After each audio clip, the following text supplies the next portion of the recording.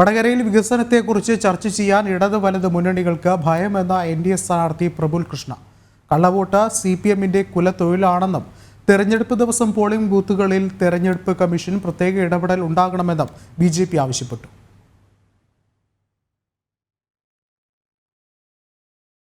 വടകരയിൽ ഇടത് വലതു മുന്നണികളുടെ പ്രധാന തെരഞ്ഞെടുപ്പ് ചർച്ച സൈബർ ആക്രമണമാണ്. ഇതിനെ വിമർശിക്കുന്ന BJP മണ്ഡലത്തിൽ വികസനത്തെക്കുറിച്ച് ചർച്ച ചെയ്യാൻ ഇടത് വലത് മുന്നണികൾ തയ്യാറാകണമെന്നാവശ്യപ്പെടുന്നു. വടകരയിൽ വികസനത്തിനെ പറ്റി ചർച്ച ചെയ്യാൻ ഇരു മുന്നണികൾക്കും ധൈര്യമില്ല.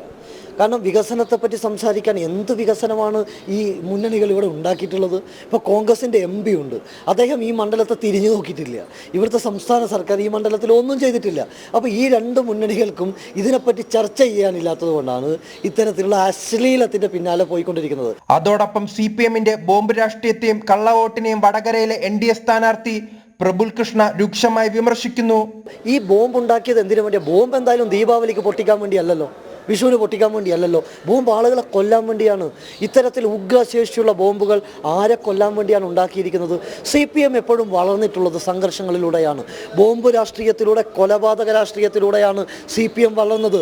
അണികൾ എപ്പോഴാണോ വിട്ടുപോകുന്നത്, കമ്മ്യൂണിസ്റ്റ് പാർട്ടി എപ്പോഴാണോ പ്രതിസന്ധിയിലാകുന്നത്, അപ്പോഴെല്ലാം കണ്ണൂരിൽ ബോംബ് പൊട്ടിയിട്ടുണ്ട്, ആളുകൾ കൊല്ലപ്പെട്ടിട്ടുണ്ട്.